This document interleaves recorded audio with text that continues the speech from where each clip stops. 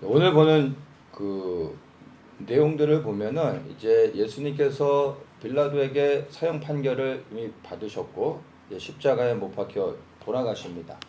그리고 3일 만에 예수님께서 무덤에서 부활하시고 이제 제자들을 만나시며 그 제자들을 새롭게 세우시고 그들에게 거룩한 부르심으로 흔히 이제 지상대 명령이라고 하죠. 그 말씀을 주시고 그렇게 이제 마태복음이 끝나게 됩니다. 그래서 이 흐름 안에서 우리 부활에 대한 초점을 맞추고 부활의 생명을 가진 사람들이 어떠한 사람들이며 또 어떠한 그 불신 가운데 나가야 되는지 그것들을 말씀을 보면서 나누겠습니다. 27절 먼저 보겠습니다. 이에 총독의 군병들이 예수를 데리고 관정 안으로 들어가서 온 군대를 그에게 모으고 그의 옷을 벗기고 홍포를 입히며 가시면류관을 엮어 그 머리에 씌우고 갈대를 그 오른손에 들리고 그 앞에 무릎을 꿇고 희롱하여 가로되 유대인의 왕이여 평안할지어다 이렇게 침을 뱉고 갈대를 빼앗아 그의 머리를 치더라. 희롱을 당한 후에 홍포를 벗기고 도로 그 옷을 입혀 십자가에 못 박으려고 끌고 나가니라. 예수님께 홍포를 입히고 면류관을 씌우고 갈대를 잡게 합니다. 그리고 유대인의 왕이여 이렇게 이제 경배하는 척합니다. 근데 사실은 이게 예수님을 조롱하는 거죠. 그 말은 예수님을 유대인의 왕으로서 이렇게 그 옷을 입혀놓고서 조롱한다는 것은 너는 유대인의 왕이 아니다 이렇게 말하는 것입니다. 다시 얘기해서 예수님이 유대인의 왕이 아니라는 것은 예수님이 하나님이 아니다라고 말하는 것과 똑같은 거죠. 홍포는 그 당시에는 아주 귀족이나 왕들이 흔히 그 상징적으로 자기의 신분을 드러내는 그러한 옷이었습니다. 그래서 왕이 주로 입는 옷이었고 면류관은 그 왕의 그 어떤 위치를 상징하죠. 그리고 이 왕은 항상 금오를 가지고 다니는데 이 금오는 왕의 번세를 또한 상징하는 겁니다. 근데 가시면류관으로 또 갈대를 잡게 하면서 흉내내게 만들면서 정말 예수님을 말할 수 없는 방법으로 조롱하는 거죠. 근데 자, 이것을 보면 예수님이 만약에 하나님이 아니셨다면 그러한 비난과 조롱을 받아도 마땅하겠지만 예수님이 유대인의 왕이실 뿐만 아니라 하나님이신데 하나님을 향하여 이렇게 했다는 겁니다. 그러면 참 이것을 예수님이 참으신 겁니다. 우리가 타당한 이유로 비난을 받고 조롱을 받아도 힘든데 예수님은 전혀 그것과 상관이 없으신데도 이런 비난을 받으셨습니다. 예수님이 이거를 참으셨다는 겁니다.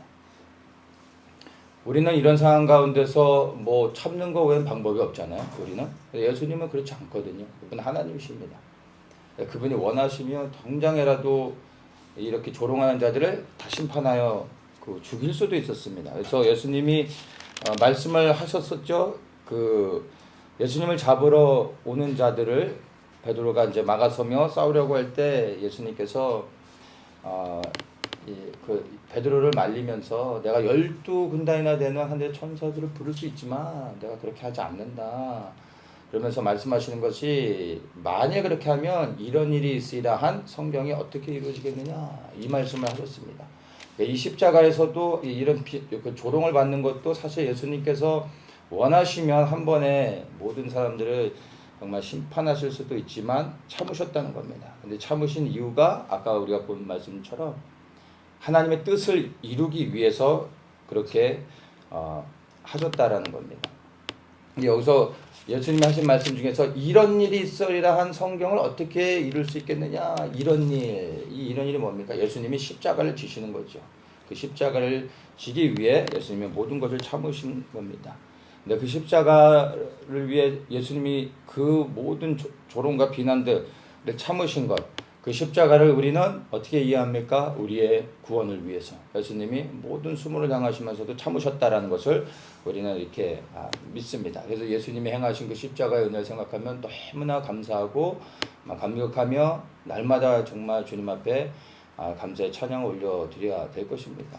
그런데 사실 예수님께서 그런 모든 조롱을 다 참으신 이유가 우리의 구원을 위해서 십자가를 지시기 위해 그렇게 하신 것이 분명하지만, 그런데 사실은 그것보다 더 큰 하나님의 계획이 있었기 때문입니다. 우리의 구원을 위해서 십자가에 돌아가신 것은 맞지만 사실은 더 큰 그 하나님의 뜻이 무엇이었냐면은 바로 이 땅에 더럽혀진 하나님의 이름을 회복하기 위한 것입니다. 많은 곳에서 그런 부분을 얘기하는데, 특별히 이제 에스겔 36장에 보면은 열국 가운데 더럽혀진 나의 이름을 위하여 내가 이스라엘을 회복할 것이다 라는 말씀을 합니다. 근데 이 말씀을 가만히 생각해 보면 사실 이 말씀에도 적용이 되어지는 겁니다.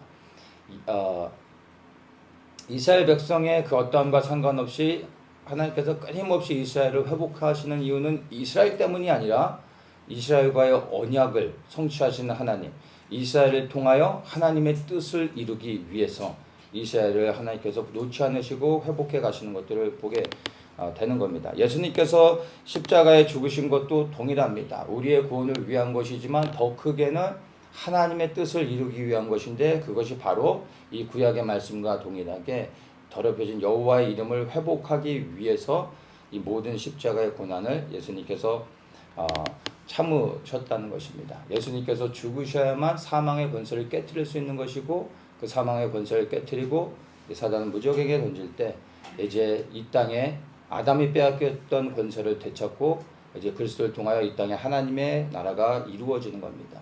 그 일을 위하여 예수님이 죽으실 수밖에 없으셨던 겁니다. 근데 하나님의 뜻을 이루어가는 이 놀라운 큰 하나님의 계획 안에 우리의 구원이 포함되어져 있는 겁니다. 그게 우리에게는 은혜라는 겁니다. 그래서 이 십자가의 은혜가 단순히 우리를 구원하기 위한 것으로만 생각해서는 안 된다는 겁니다. 더욱더 크게는 우리에게 있어서 그 가장 중요한 것은 우리 개개인의 구원이겠지만, 그러나 하나님의 관점에서 하나님에게 있어서 가장 중요한 것은 우리의 구원이 아닙니다. 그분의 그 영광스러운 이름이 이 피조물들에 의해 더럽혀졌다는 것, 참을 수 없는 것이죠. 그 하나님의 이름을 회복하기 위해서 십자가에 돌아가셨고, 모든 것이 하나님의 뜻이라는 것을 우리가 이해를 해야 됩니다. 그래서 우리의 구원을 단순히 우리 개개인에게만 조명해서 맞출 것이 아니라 이 땅에 회복되어지는 하나님 나라에 초점을 맞춰서 이해하게 되면 그 안에 우리의 구원이 있다는 것을 알고, 그렇게 그 하나님 나라 안에서 우리의 구원을 이해하게 되면 구원받은 자로서 그 이후로 그러면 우리가 무엇을 위해 살아야 되는지가 너무나 분명하게 보여집니다. 이것을 알지 못하는 가운데 나의 구원만 생각하고 그것으로 인해 감사한 사람은 구원받은 이후로의 삶을 어떻게 살아야 될지 모릅니다. 그리하여 나를 위해 살게 되는 겁니다. 나를 위하여 예수 이름을 구하고 예수님께 끊임없이 이것저것을 요구하게 됩니다. 그리고 가끔가다 예수님 위해서 뭐 하나 섬기고 생색을 내고.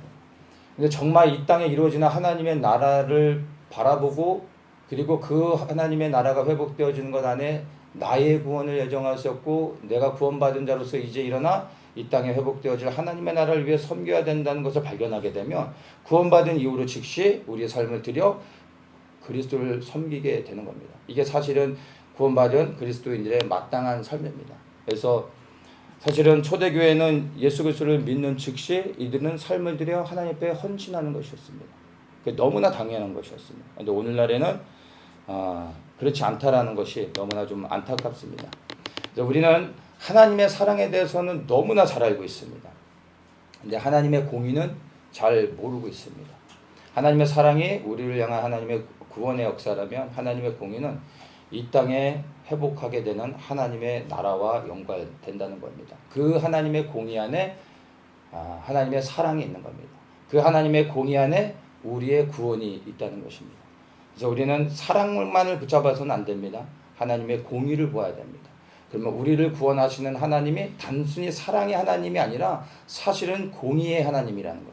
그리하여 죄를 범한 자에게 분명히 심판하신다라는 것을 우리가 알게 되고, 사랑의 하나님뿐만 아니라 그분이 정말 두려우신 하나님이라는 것을 알게 되고, 우리가 그분 앞에 겸손해지며 그분을 섬길 수 있게 되는 겁니다. 그래서 우리가 정말로 이 우리를 구원하신 하나님의 계획이 단순히 나 한 사람을 위한 것이 아니라는 것을 다시 한번 생각하면서 이제 나를 구원하신 주님의 그 구원의 은혜를 가지고 이제 부활의 생명을 가졌다면 이제 우리가 어떻게 주님을 위해 살아가야 되는지를 더욱더 고민하며 주님께 기도하며 인도하심을 받아야 될 것입니다. 그것이 바로 지금은 사실 우리가 살아가고 있는 시대에 더욱더 중요합니다. 왜냐하면 우리가 살고 있는 이 시대는 사실 하나님의 공의가 성취되어지는 시대입니다.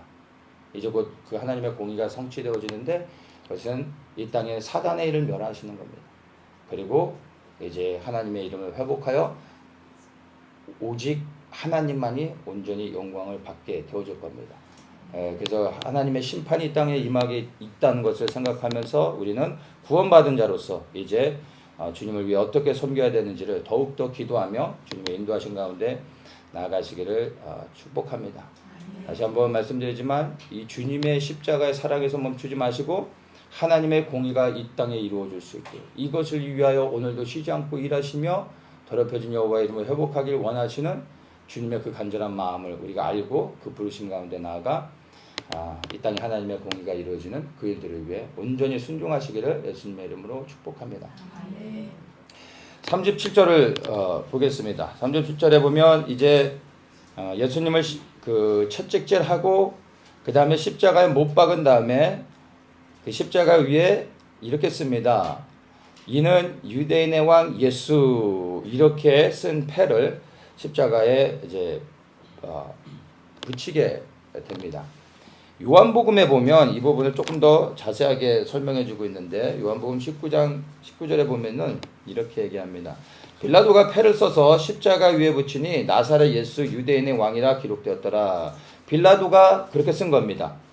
나사렛 예수 유대인의 왕 이렇게 썼는데 이것을 히브리 말과 로마와 헬라 말로 다 쓴 겁니다. 그러니까 모든 사람들이 봤을 때 다 읽으면서 저 십자가에 매달리신 분이 유대인의 왕 예수 그리스도 예수님이구나 이렇게 읽게 되는 거죠. 그랬더니 이 제사장들이요 빌라도에게 이렇게 말합니다. 유대인의 왕이라 쓰지 말고 자칭 유대인의 왕이라 써주십시오. 이 말이 뭡니까? 그는 우리가 유대인의 왕으로 인정할 수 없습니다.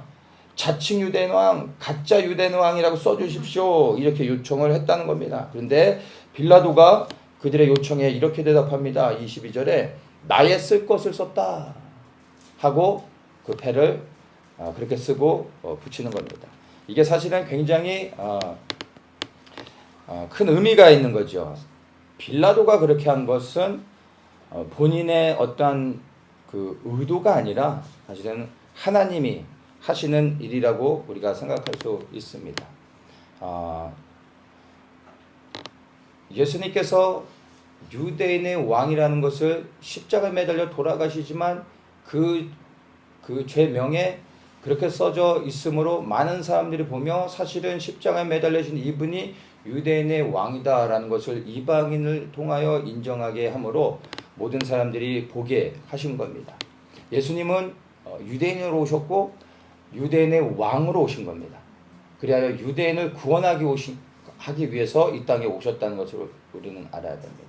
그리하여 유대인을 구원하시고 그 유대인들이 구원을 받아 이제 그들이 예수 그리스도를 통하여 구원받은 유대인들이 그리스도의 복음을 전하며 유대인들을 통하여 열방의 수많은 이방인들이 구원을 얻게 하시는 것이 주님의 뜻이었습니다.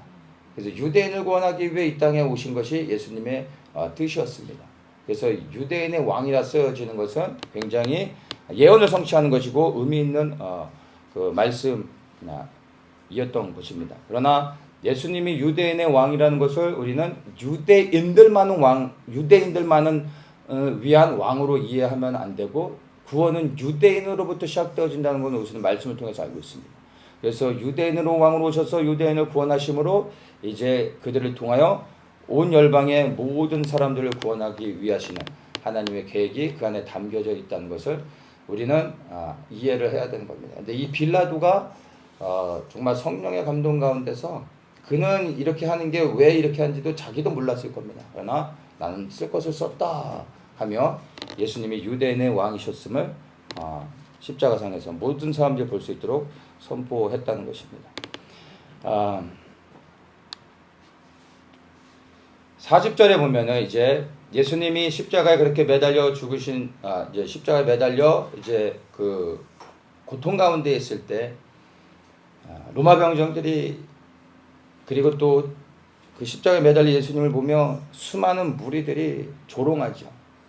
그래서 40절에 이렇게 이게 말합니다. 성전을 헐고 사흘에 짓는데요. 내가 만약 하나님의 아들이었다면 자기를 구원하고 십자가에서 내려오라. 저가 남은 구원하였을 때 자기는 구원할 수 없도다. 저가 이스라엘의 왕이로다. 지금 십자가에서 내려올지어다. 그러면 우리가 믿겠노라 하면서 예수님을 조롱하고 있습니다. 십자가에서 고난받으며 정말 고통 가운데 계신 예수님을 향하여 이들이 이렇게 하고 있는 겁니다. 이들이 이렇게 말하는 것은 요한복음 2장에 보면은 사람들이 예수님께서 그 메시아라는 것을 표적으로 보고 싶어 해서 예수님께 당신이 메시아인 표적을 보이라 라고 얘기했을 때 예수님께서 하셨던 답변이 성전을 허물라. 그럼 내가 3일 만에 다시 세울 것이다. 이 말씀하셨습니다. 내가 이걸 표적으로 보여줄 것이다. 사람들은 이것을 눈에 보여지는 예루살렘 성전으로 생각을 했었던 거죠. 그런데 눈에 보이는 예루살렘 성전이 아니라 성전된 자기 몸을 가리켜서 하신 말씀이었습니다. 예수님이 죽으시고 3일 만에 부활하신 다음에 제자들을 통하여 비로소 그 말씀이 성전된 예수 그리스도 자신을 위해 빗대어 하신 말씀이었구나라는 것을 제자들이 나중에 깨닫게 되어졌습니다. 자, 십자가에 지금 매달려 있는 예수님을 향하여 사람들은 너희가 내려오라. 그러면 네가 하나님의 아들인 것을 믿겠다. 메시아인 것을 믿겠다. 이렇게 말하고 있습니다. 예수님께서 부활하셨고 난 후에 과연 이렇게 조롱했던 자들이 예수 그리스도의 부활을 보며 예수님을 하나님으로 인정하고 믿었을지는 우리는 모릅니다. 거기에 대해서 회의적입니다. 그러나 저는 여러분들에게 한번 묻고 싶습니다. 여러분들에게 있어서 예수 그리스도가 십자가에서 죽으시고 3일 만에 다시 부활했다는 이 사실에 대해서 여러분들은 이것을 믿음으로 취하고 있습니까? 이것이 너무나 중요한 고백이 되어지는 겁니다. 우리는 예수님이 우리의 죄를 위해 죽으셨을 뿐만 아니라 3일 만에 다시 살아나셨다라는 것을 믿습니다. 근데 이 믿음의 고백이 무엇을 의미하는지를 여러분들이 잘 이해를 하셔야 됩니다. 그리스도의 부활, 예수님의 부활을 믿는다는 것이 구체적으로 무엇을 의미하는 것인지를 잘 알아야 됩니다. 우리는 예수님의 부활을 믿는다라고 얘기하면 부활 자체를 믿는 것으로 이해를 합니다. 예수님이 부활하셨음을 나는 믿습니다. 이러한 고백에 담겨 있습니다. 그런데 그런 것이 아닙니다. 단순히 예수님이 죽었다가 다시 살아나셨다라는 것을 믿는 것이 그 부활을 믿는다는 의미가 아닙니다. 그분이 하늘에서 내려오신 하나님이라는 것, 이것을 믿는 것입니다. 그래서 주님의 부활을 믿는다는 것은 이제 주님이 죽었다 다시 살아나신 것을 내가 믿습니다라는 이러한 단순한 고백이 아니라 이제 사망의 권세를 깨뜨리시고 다시 살아나신 부활하신 주님을 내가 이제 왕으로 섬기겠습니다. 그 왕을 위해 살겠습니다. 이러한 믿음의 고백이 담겨져 있는 게 부활을 믿는다는 것입니다.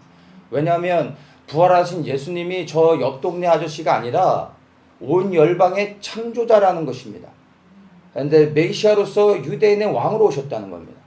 근데 그분이 다시 살아나셨다는 것은 이제 그분이 나의 하나님이신 것을 고백하고 그 하나님을 섬겨야 된다는 겁니다. 그래서 부활의 주님을 믿는다는 것은요, 단순히 부활의 사실을 내가 믿는다, 지지한다라는 의미가 아니라 그 부활하신 분이 나의 왕입니다. 이젠 내가 나의 왕이신 그리스도를 위해 살겠습니다 라는 고백이 담겨져 있어야 된다는 겁니다. 그럼 부활의 주님을 믿을 때 이 고백을 여러분이 담아서 드리고 있는지 한번 돌아보시며 한번 여러분의 신앙의 고백을 다시 한번 세우시면은 좋겠습니다. 그래서 정말 우리가 주님의 부활을 믿는다면 이제 부활하신 주님이 나의 주인이 되셔서 그분이 내 안에서 하나님의 뜻을 이루실 수 있도록 우리는 순종하며 살아야 됩니다. 그러면 그분이 내게 무엇을 원하시며 무엇을 기대하시고 그리고 무엇을 명령하고 있는지 우리가 정말 기도하며 주님의 뜻을 구하는 것이 마땅한 구원받은 자 그리고 주님을 섬기는 자의 도리라고 생각을 합니다. 그래서 정말 내가 그렇게 이제 살아가고 있는지 아니면 최소한 그러한 삶의 고백을 하며 이제 주님을 위해 그렇게 살기로 결단하는지 여러분 스스로 돌아보며 새로운 믿음의 고백을 이 부활의 사실을 다시 한번 선포하며 나아가시기를 축복합니다. 그래서 이 부활하셔서 지금도 살아계시고 역사하시는 이 주님이 곧 다시 오신다는 것을 우리가 실제적으로 믿으며 이제 그 다시 오실 주님을 내가 어떻게 섬겨야 될지를 주님 앞에 더욱더 간절히 기도하며 그렇게 주님 앞에 나아가실 때 분명히 각 사람을 향한 하나님의 부르심이 있습니다. 그리고 그 부르심을 여러분이 간절히 구할 때 열어주시며 주님을 어떻게 섬길 수 있는지 인도하여 주실 줄 믿습니다. 51절을 봅니다. 이에 성소 휘장이 위로부터 아래까지 찢어져 둘이 되고 땅이 진동하며 바위가 터지고 무덤들이 열리며 자던 성도의 몸이 많이 일어나되 예수의 부활 후에 저희가 무덤에서 나와서 거룩한 성에 들어가 많은 사람에게 보이니라. 이렇게 이제 말합니다. 주님께서 죽으실 때 성소의 휘장이 위로부터 아래로 찢어졌다는 겁니다. 이것을 에베소서 2장 13절에 보면은 이제는 전에 멀리 있던 너희가 그리스도 예수 안에서 그리스도의 피로 가까워졌느니라. 그는 우리의 화평이신지라. 둘로 하나를 만드사 중간에 막힌 담을 허시고 이렇게 말합니다. 예수 그리스도께서 십자가의 죽으심으로 말미암아 우리의 모든 죄가 사함을 받게 됩니다. 그리하여 이 말씀처럼 이제 그분이 우리의 화평이 되어져서 하나님과 우리 사이에 막혔던 담을 허물어 주셨습니다. 그 허물어졌다라는 것의 증거로서 휘장을 위로부터 아래로 찢으셨다는 겁니다. 그 휘장은 사실은 우리를 보호하기 위해서 막아놓으신 거죠. 그 휘장이 열려지면 죄 있는 우리는 하나님 앞에 온전히 설 수가 없죠. 죽을 수밖에 없는 겁니다. 죄 있는 우리가 하나님 앞에 스스로 나갈 수 없습니다. 오직 이제 피의 제사를 통하여서만 하나님 앞에 나갈 수 있습니다. 그것도 일시적으로 나갈 수 있는 것이었습니다. 그런데 이제 이런 동물의 희생 제사가 필요 없이 죄 없으신 그리스도가 죽으심으로 인하여 이제 우리는 모든 죄가 사함을 받았는데 과거의 죄뿐만이 아니라 현재와 미래의 모든 죄가 사함을 받았다는 겁니다. 이젠 더 이상 동물의 희생을 드릴 필요가 없이 예수 그리스도의 피를 의지하여 그리스도를 통하여 하나님 앞에 나아갈 수 있게 됐다는 겁니다. 이 사실이 너무나 중요한 겁니다. 그래서 우리는 예수 그리스도를 통하여 하나님 앞에 나아가는 겁니다. 본질적으로 우리 그리스도인들이 섬기는 분은 하나님이십니다. 그런데 우리는 예수 그리스도를 붙잡아야 됩니다. 왜냐하면 예수 그리스도 없이 우리는 하나님 앞에 나갈 수 없습니다. 예수 그리스도 없이는 하나님을 볼 수도 없습니다. 예수 그리스도 없이는 죄사함을 받을 수도 없을 뿐만 아니라 예수 그리스도 없이는 하나님의 그 온전한 부활의 구원을 받을 수도 없는 겁니다. 하나님 앞에 절대로 나갈 수 없는 겁니다. 오직 예수 그리스도를 통하여서만 하나님 앞에 나갈 수 있습니다. 그래서 우리가 예수님을 믿으면 그것이 곧 하나님을 믿는 것입니다. 나를 본 자는 곧 아버지를 봤다라는 그 말씀 안에 예수 그리스도를 믿는 것이 곧 아버지를 믿는 것과 동일한 겁니다. 우리가 예수 그리스도께 순종하면 그것이 곧 아버지께 순종하는 것입니다. 왜냐하면 예수님은 오직 아버지 하나님께 온전한 순종을 이루기 때문에 우리가 주님께 순종하는 것은 곧 아버지께 순종하는 것과 동일합니다. 그러나 우리가 잊지 말아야 될 것은 우리는 예수님을 믿는 자들이 아니라 예수 그리스도를 통하여 하나님을 믿는 자들이라는 겁니다. 그리하여 궁극적으로는 이 땅의 천년왕국이 끝나고 그리고 사단을 영원한 불못에 던져넣는 그 순간 예수님도 이제는 오직 그 왕권을 하나님께 돌려드리고 예수님조차 하나님만을 섬기는 그날이 오게 됩니다. 그날이 바로 새하늘과 새 땅에 들어가서 하나님만을 섬깁니다. 그때는 예수 그리스도와 우리가 함께 오직 여호와 하나님 한 분만을 섬기게 될 것입니다. 이것을 생각하며 우리는 그리스도를 통하여 항상 하나님께 나아간다는 것을 기억하셔야 됩니다. 그래서 예수 그리스도와 더 깊이 교제하며 그리스도의 안에서 거하고 그리스도께 순종하는 것도 중요하지만 그리스도를 통하여 하나님 앞에 나아간다라는 것을 여러분 기억하시고 궁극적으로 결국에 우리가 누구를 섬긴다는 것을 여러분이 아셔야 되는 겁니다. 그러나 예수 그리스도 없이 하나님 앞에 나갈 수 없다는 것을 기억하시며 그리스도를 통하여 계속해서 끊임없이 하나님 앞에 더욱더 나아가시기를 축복합니다. 이것이 우리에게 주시는 하나님의 특권이라는 것을 여러분 반드시 기억하십시오. 그리고 이것을 그리스도를 의지하고 예수 그리스도의 피를 주장하며 이제 우리가 날마다 그리스도를 통하여 하나님 앞에 나아갈 때 예수 그리스도를 통하여 하나님을 조금씩 알아가는 은혜를 더하여 주실 겁니다. 그래서 그리스도와 함께 하나님 앞에 더욱더 깊이 나아가시기를 정말 간절히 축복합니다. 이 52절에 보면 예수님께서 이제 죽으시면서 휘장이 찢어졌을 뿐만 아니라 무덤이 열리며 죽은 성도들이 다시 살아났다. 이렇게 이야기하고 있습니다. 이것은 실제 역사적인 사실이고 이 당시의 역사적 기록들을 보면 이러한 그 어떤 기록들이 많이 발견됩니다. 사람들이 무덤에서 일어났었고 그리고 그 성에 들어가서 사람들에게 보였다는 것. 그래야 이것으로 인해 사람들이 많이 놀랐었고 로마가 그 이야기를 듣고 그래야 사람을 보내서 이러한 일들을 조사하게 했고 이런 것들이 기록에도 이렇게 다 지금까지 남아져 있습니다. 이게 실제 사실이라는 것을 우리가 고증을 통해서도 알 수가 있습니다. 자, 그런데 여기서 죽었던 자들이 살아났는데 이들을 향하여 뭐라고 얘기하냐면 자던 성도의 몸에 일어났다 얘기하죠. 자던 성도라고 이야기합니다. 이 성도라고 하는데 이것을 MSG에서는 MSG는 조미료가 아니라 메시지 바이블 얘기한 겁니다. Many bodies of believers 이렇게 얘기합니다. believer라는 단어를 쓰는 것은 이제 믿는 자라는 의미는 예수 그리스도를 믿을 때 믿는 자, believer라는 단어를 쓰는 거죠. 그리고 ESV에서는 many bodies of the saint 성도, saint라는 단어는 예수 그리스도를 믿는 거룩한 구별되어진 사람들, 이들을 흔히 saint, 성도라는 단어를 쓰죠. 그러니까 이 believer라는 단어와 saint라는 단어 자체가 다 예수 그리스도와 연관되어지는 겁니다. 그러니까 죽었다가 다시 살아난 이 사람들이 누구냐 하면은 예수 그리스도를 믿고 죽은 자들입니다. 그러니까 예수님이 3년간의 공생의 생활을 통하여 그리스도를 믿고 영접한 사람들, 그리하여 죽은 사람들 가운데서 많이 일어났다는 겁니다. 얼마나 일어났는지 우리가 알 수 없지만 많은 사람이 죽었다 다시 살아났다는 것을 말하고 있습니다. 그래서 이 죽었다 살아난 사람들이 그냥 단순한 유대인들이 아니라 예수 그리스도를 믿고 죽었던 사람들이라는 것을 우리가 이제 기억을 해야 됩니다. 근데 이런 사실을 사실 우리는 다 의심 없이 믿습니다. 그렇죠? 그리고 이 사실이 지금 이러한 사건이 예표적인 사건입니다. 왜냐하면 실제 성도의 부활이 있게 되어지는데 그것들을 보여주기 위해서 주님께서 앞서 행하시며 이러한 일들을 예표로 보여주시는 겁니다.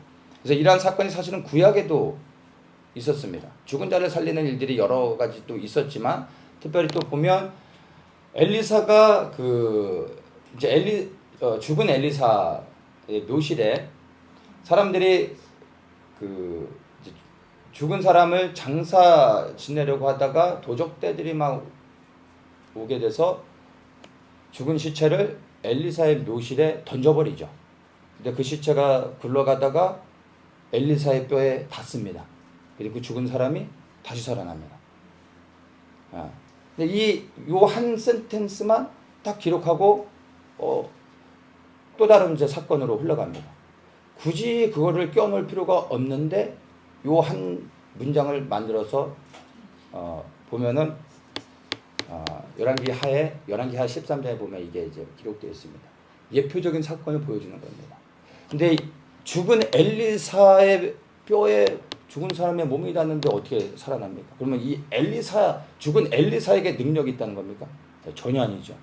엘리사가 믿었던 여호와 하나님의 능력이 죽은 엘리사의 뼈를 통해서도 죽은 자를 살리는 것을 보여주는 겁니다. 예표적 사건을 계속 보여주는 겁니다. 그러면서 예수님께서 또한 여기서 부활하셨을 때 예수 그리스도를 믿고 죽었던 많은 사람들이 다시 일어났다는 겁니다. 다시 살아났다는 겁니다. 이것 또한 이제 성도의 온전한 부활이 있게 될 것을 소망할 수 있도록 예표적인 사건으로 보여주고 있는 겁니다. 과정 가운데서. 그런데 여기서 우리가 기억해야 될 게 뭐냐면 이 죽었다 다시 살아난 예수 그리스도를 믿었던 성도들 얼마나 감사합니까? 다시 살아났으니까. 그 사람의 감격은 얼마나 크겠습니까? 그런데 이 사람들도 다 죽었습니다. 그러니까 이 사람들은 부활한 게 아니라 우리가 부활이라고 말할 때 그 부활은 영원히 변치 않는 온전한 몸을 입는 것을 우리는 부활로 이해해야 됩니다. 죽었다 다시 살아난 사람도 성경에 많이 있습니다. 다 죽었습니다. 맞습니까? 부활이 아닙니다. 이 사람들도 다시 살아났지만 결국에 얼마를 더 살아났는지 모르지만 다 죽었다는 겁니다. 이걸 통하여 어쨌든 예표적인 것을 보여주는 겁니다. 성도의 온전한 부활이 있게 될 것을 보여주는 겁니다. 그때 성도가 온전히 부활하면 영과 혼과 육의 온전한 부활의 몸을 입어 다시는 멸해지지 않는 겁니다. 다시는 죽지 않는 영원 불변한 몸을 입게 되는 겁니다. 이 부활을 우리가 소망하는 겁니다. 예수 그리스도를 믿는 우리는 부활하신 주님을 믿는 우리는 그 부활의 생명이 우리 안에 있습니다. 근데 이 부활의 생명이 완전해지는 것은 이제 언제 일어납니까? 고린도전서 15장에 보면 이 말씀이 하나님 나라가 이 땅에 이루어지는 것에 중요한 그 의미를 발견하게 해주는 말씀인데 이 안에 이제 성도의 부활을 우리가 발견할 수 있습니다. 고린도전서 15장 22절에 보면 아담 안에서 모든 사람이 죽은 것 같이 그리스도 안에서 모든 사람이 삶을 얻으리라 이렇게 되어질 걸 우리는 믿습니다. 그러나 각각 자기 차례대로 되리니 순서가 있다는 거죠. 먼저 첫 열매인 그리스도 예수님께서 부활의 첫 열매가 되셨음을 우리는 압니다. 다음에는 두 번째죠. 두 번째인데 사실은 첫 번째 부활입니다. 우리에게 있어서 성도의 부활에서는 첫 번째가 되는 겁니다. 그때 첫 번째 부활이 언제 있냐면 그리스도 강림하실 때 그에게 붙은 자요 라고 이야기하고 있습니다. 그 후에는 나중에는 저가 모든 정사와 모든 권세와 능력을 멸하시고 나라를 아버지 하나님께 바칠 때라 이렇게 말씀하고 있는데 첫 번째 성도의 부활이 예수 그리스도 강림하실 때, 즉 예수님께서 이 땅에 재림하실 때 성도의 부활이 첫 번째로 있다라는 것입니다. 이 말씀을 이제 연결해서 보면 이 첫 번째 성도의 부활이 이루어지는 것이 계시록 20장에 보면은 5절부터 제가 읽겠습니다. 그 나머지 죽은 자들은 그 천년이 차이까지 살지 못하더라. 이는 첫째 부활이라 이렇게 얘기합니다. 이 첫째 부활에 참여한 자들은 복이 있고 거룩하도다. 둘째 사망이 그를 다스리는 권세가 없고 도리어 그들이 하나님과 그리스도의 제사장이 되어 천년 동안 그리스도 더불어 왕노릇하리라. 이 첫째 부활에 참여하는 자들이 천년 왕국에 예수 그리스도와 함께 통치한다는 것입니다. 근데 이 어떤 자들이 첫째 부활에 참여하는지 4절에서 얘기해 주는데 순교자들이죠. 순교자들 그리고 이마에 표를 받지 아니한 자들. 순교자와 이마에 표를 받지 않은 자들이 다른 것이 아니라 이게 같은 겁니다. 죽었다 다시 살아난 자들이라는 것을 이야기해 줍니다. 왜냐하면 5절에 보면 그 나머지 죽은 자들은 그 천년이 차이까지 살지 못하더라 이야기합니다. 이 말의 전제가 뭐냐면 이 첫 번째 부활에 참여한 자들이 죽었다가 살아난 자들이라는 겁니다. 그래서 순교자들이 첫 번째 부활에 참여하게 되는데 정확하게는 이 순교자들이 얼마나 되는지 구체적으로 순교자의 어떤 그 시대적 기준이 좀 다르겠죠. 그래서 그거는 우리가 정확히 알 수는 없겠지만 끝까지 예수 그리스도를 부인하지 아니하며 그러니까 믿음을 지켜서 목배임을 받은 자들. 그러니까 이것은 구약 시대부터 해서 어떤 순교자로서 보기보다는 마지막 7년 환련에 관련돼서도 우리가 생각할 수 있습니다. 근데 중요한 것은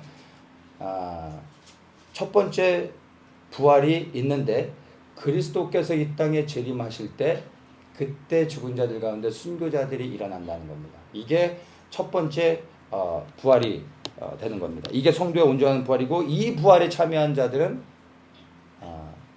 둘째 사망, 즉 영원한 불못에 들어가지 않는 겁니다. 완전한 구원을 얻게 되는 것입니다. 이런 첫째 부활에 참여하여 그리스도와 함께 천년왕국을 통치하는 수 있다면 얼마나 큰 영광이겠습니까? 이 영광을 받고 싶다면 여러분 자격이 가진 믿음을 지켜 목배를 받는 순교자가 되어야 된다는 겁니다. 첫째 부활에 참여하시는 분들 되시길 축복합니다. 이렇게 할 수 있다면 그것이 너무나 큰 영광이요 감사가 되어질 겁니다. 그러면서 이제 두 번째 부활에 대해서 이야기합니다. 두 번째 부활은 언제 있냐면은 그 후에는 나중에 언제냐면은 천년왕국의 마지막입니다. 모든 정사와 권세와 능력을 멸하시고 나라를 아버지 하나님께 바칠 때라. 이때가 언제냐면은 천년왕국 마지막에 무정행에 갇혔던 사단을 나오게 하여 세상을 미혹하게 합니다. 마지막 미혹을 통하여 그리스도께 속하지 않은 모든 자들을 사단을 통하여 걸러내게 하는 겁니다. 그리고 이제 사단과 사단에게 속한 모든 자들을 영원히 꺼지지 아니하는 불못에 던져 놓습니다. 그러면 이제 사단을 멸하는 거죠. 그리고 나서 이제는 예수님께서 하나님 나라의 왕의 권세를 아버지 하나님께 올려드립니다. 그러면서 이 땅에서의 천년왕국은 끝이 나게 되고 우리가 살고 있는 이러한 눈에 보여지는 세상은 이제 사라지는 겁니다. 새 하늘과 새 땅으로 들어갑니다. 그곳에 들어가 이제 우리가 예수 그리스도와 함께 영원토록 하나님만을 경배하며 살게 된다는 겁니다. 이때 두 번째 부활이 있다는 겁니다. 근데 이 두 번째 부활이 중요한 것이 여러분이 원튼 원치 않든 여러분 우리는 다 부활의 몸을 입게 된다는 걸 아십니까? 여러분이 부활하고 싶지 않아도 그걸 원치 않아도 여러분 부활하게 될 겁니다. 두 번째 부활에 있을 때 모든 죽은 자들이 다 부활하게 됩니다. 죽지 않았던 자들도 이제 마지막 그리스도의 흰보자 심판 앞에 서게 되는 겁니다. 죽은 자들이 다 부활하여 영원한 몸을 입고 예수 그리스도의 심판 앞에 선다는 겁니다. 그리고 마지막 심판을 받는 겁니다. 요한복음 5장 28절에 보면은 이렇게 말합니다. 이를 기이 여기지 말라. 무덤 속에 있는 자가 다 그의 음성을 들을 때가 오나니 선한 일을 행한 자는 생명의 부활로 악한 일을 행한 자는 심판의 부활로 나오리라. 예수님께서 부활에 대해서 너무나 명확하게 설명해 주셨습니다. 예수 그리스도께 속한 자들만 부활을 하는 게 아니라 예수님을 믿지 않았던 자들도 부활의 몸을 입는다는 겁니다. 차라리 부활이 없다면 괜찮아요. 그렇지 않습니까? 아니, 우리가 아니라 우리는 이제 부활해야죠. 믿지 않는 사람들이 예수님을 믿지 않는 사람들은 부활하지 않는다. 사실은 믿지 않는 사람들도 별로 손해볼 건 없어요. 영원히 살지 않지만 다시 부활하지 않으면 죽어서 끝난다면 막 그렇게 아쉬울 건 없지 않습니까? 그냥 사라져버리는 거니까. 근데 예수님을 믿지 않는 사람들도 원치 않아도 다 부활한다는 거예요. 그래요. 예수 그리스도를 믿었던 자들은 어떤 부활이요? 생명의 부활로 영원토록 하나님과 함께 사는 겁니다. 근데 예수를 믿지 않았던 자들은 어떻게 해요? 심판의 부활. 무엇입니까? 영원한 불못에 사단과 함께 들어가 영원토록 꺼지지 않는 그 엄청난 불못에 들어가서 이 세상에 눈에 보여지는 것들을 태우는 그런 불이 아닙니다, 여러분. 우리가 상상할 수 없는 어마어마한 끔찍한 그 영원히 꺼지지 않는 불에 영원토록 들어가 영원토록 고통을 받는다는 겁니다. 어떤 사람에게는 부활이 너무나 감격스러운 영광이지만 어떤 사람들에게는 가장 끔찍한 사건이 될 수 있다는 것을 여러분 기억하셔야 되는 겁니다. 중요한 것은 우리가 이 생명의 부활에 들어가야 되지 않습니까? 생명의 부활에 들어간 자가 누굽니까? 선한 일을 행한 자라고 말하고 있습니다. 선한 일을 행한 자. 여러분, 선한 일을 행한다는 게 뭡니까? 착한 일? 이런 것을 얘기하는 게 아니지 않습니까? 예수님을 위해 하는 선한 일이라는 것은 다른 것이 아니라 예수님이 하나님 앞에 하셨던 것처럼 오직 아버지의 말씀에 순종하는 것. 우리는 예수님이 보여주셨던 그 선한 일에 동일하게 반응하며 이제는 예수 그리스도께 온전한 순종을 하는 겁니다. 그게 선한 일이라는 겁니다. 도덕적으로 사회적으로 사람들에게 칭찬받는 일들이 아니라 예수 그리스도께서 우리에게 명하신 일을 하는 게 선한 일이라는 겁니다. 이렇게 한 자들, 이렇게 살아간 자들이 생명의 부활을 입게 되는 겁니다. 첫 번째 부활에 참여하자, 두 번째 부활에 참여하자, 우리는 이제 부활에 참여하게 될 것입니다. 근데 이 두 번째 부활에서 여러분 영원한 생명과 영원한 심판으로 나눠지는데 우리가 어떤 부활에 참여될지를 우리가 너무나 잘 알지 않습니까? 그렇다면 정말로 이 부활의 사건이 실제이며 이제 곧 일어날 일이라는 것을 믿는다면은 우리가 어떻게 살아야 되겠습니까? 더욱더 예수 그리스도를 위해 우리의 삶을 드려야 되는 겁니다.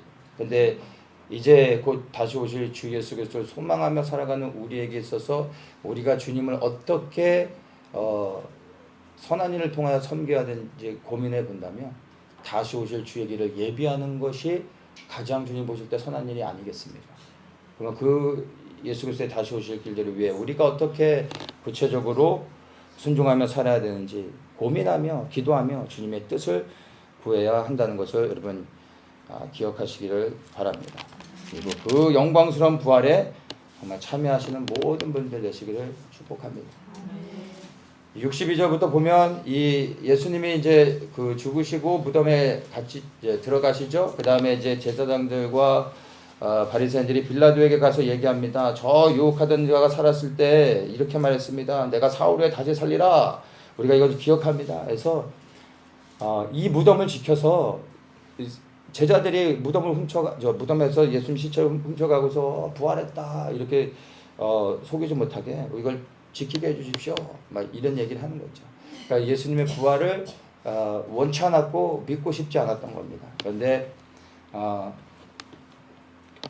어떻게 됐습니까? 이들의 의도와 상관없이 이들이 사람을 보내고 많은 사람들을 그 예수님의 무덤을 둘러싸게 해서 지키게 했지만 예수님은 부활하셨다는 겁니다.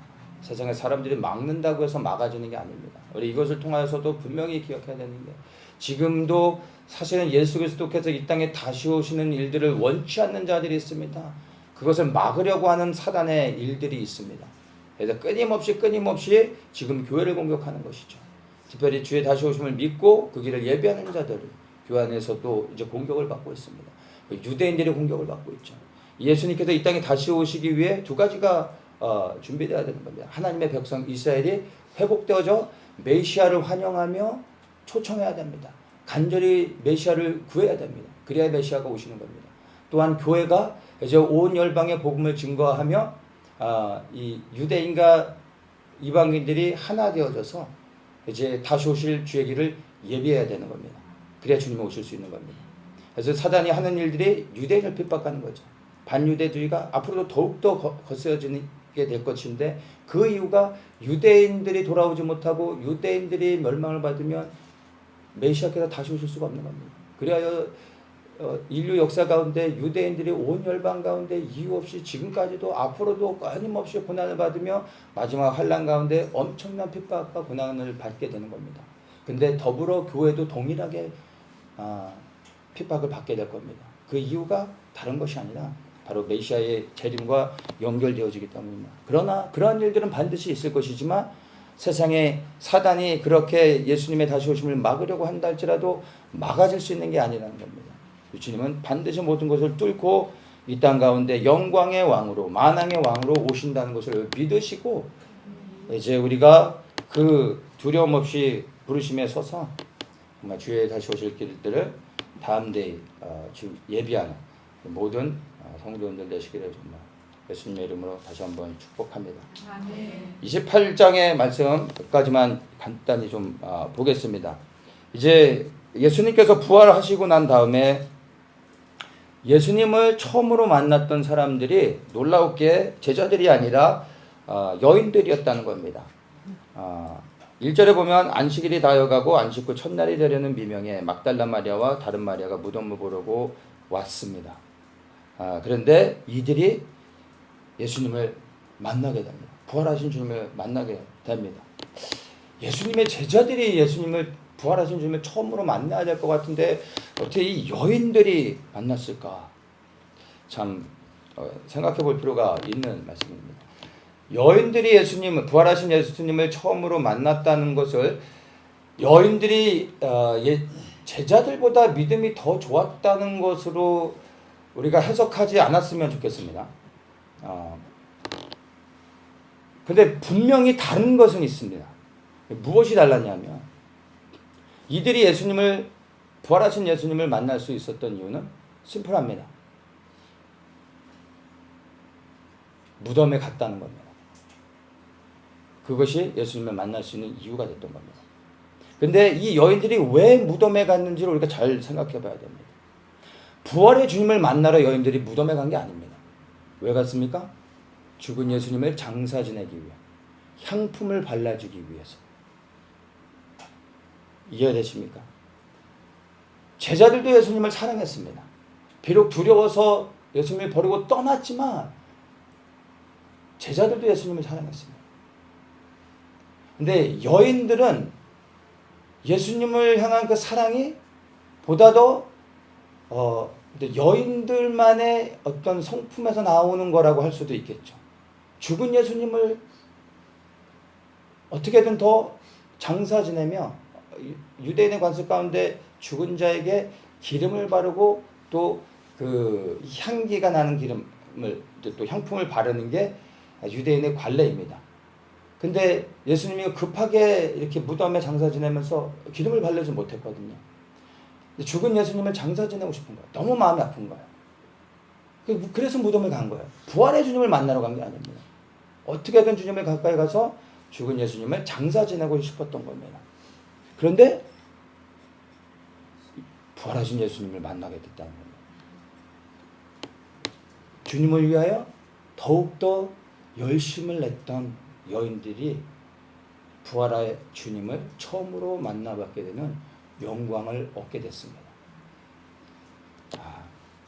만약 우리가 이 땅에 다시 오실 주님을 정말 믿으며 이 여인들과 같이 더욱더 열심을 내고 우리가 정말 더 부지런히 정말 주님을 섬긴다면 그러면 영광스러운 주님의 그 재림을 정말 다른 그 누구보다 먼저 경험하고 주님의 그 부활의 주님을 만날 수 있는, 그리하여 부활의 생명을 얻어서 주님 앞에 설 수 있는 은혜를 입을 수 있지 않을까 한번 생각을 하게 됩니다.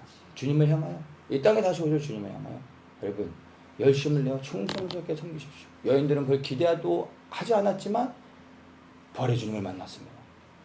우리도 정말 다시 오실 주님을 위하여 더욱더 열심히 주님을 길을 예비하며 섬길 때 우리가 기대하지 않았던, 우리가 상상할 수 없는 주님이 우리에게 주시는 큰 은혜와 감격이 있을 거라 믿습니다.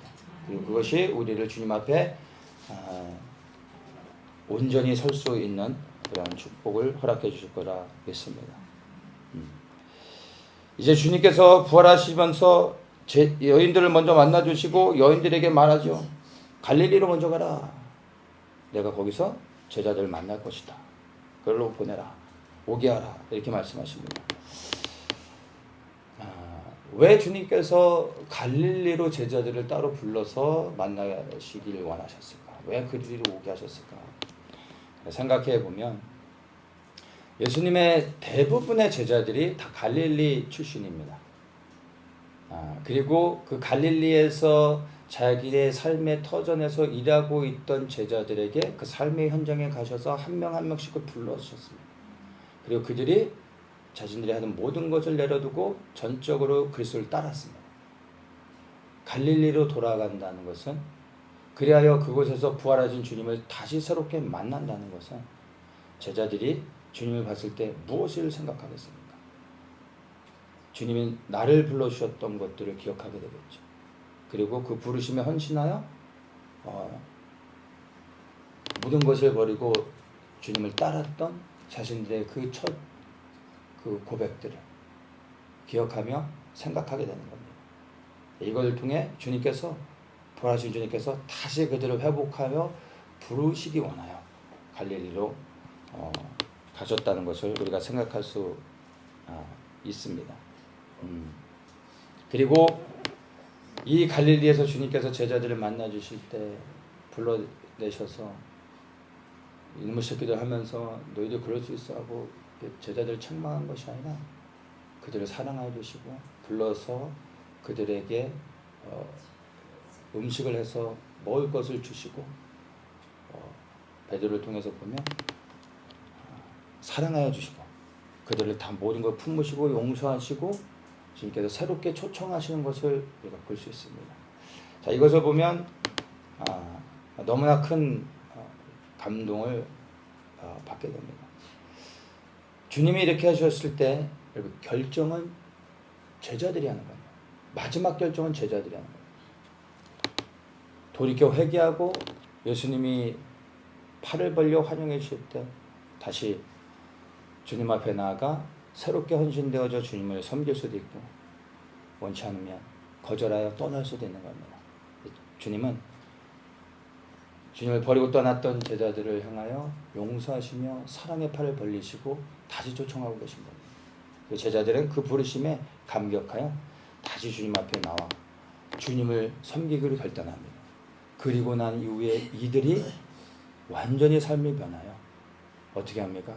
이제는 세상이 감당치 못할 믿음으로 이 모든 한 사람 한 사람 이 제자들이 정말로 순교자로서 그들의 믿음을 증명하며 주님의 일들을 감당하다 하나님 앞에 갔음을 우리가 역사를 통해서 알고 있습니다. 지금 우리의 상태가 어떠한지는 사실 중요하지 않습니다. 내가 어떠한 상태로 있고 지금 어떠한 그 모습인지 여러분, 이것은 별로 그렇게 중요하지 않습니다. 중요한 건 예수님께서 실패한 제자들을 향하여 용서하시며 사랑으로 그들을 불러주셨던 것처럼 여전히 주님께서 지금 이 시간에도 우리 한 사람 한 사람을 향하여 두 발을 벌리고 불러주고 계신다는 겁니다. 무엇을 위해서요? 우리 부르심을 다시 회복하여 다시 오실 예수 그리스도를 섬기는 그 일들을 위하여 우리의 그 어떠함과 상관없이 여전히 우리를 향하여 두 팔을 벌리고 계시다는 겁니다.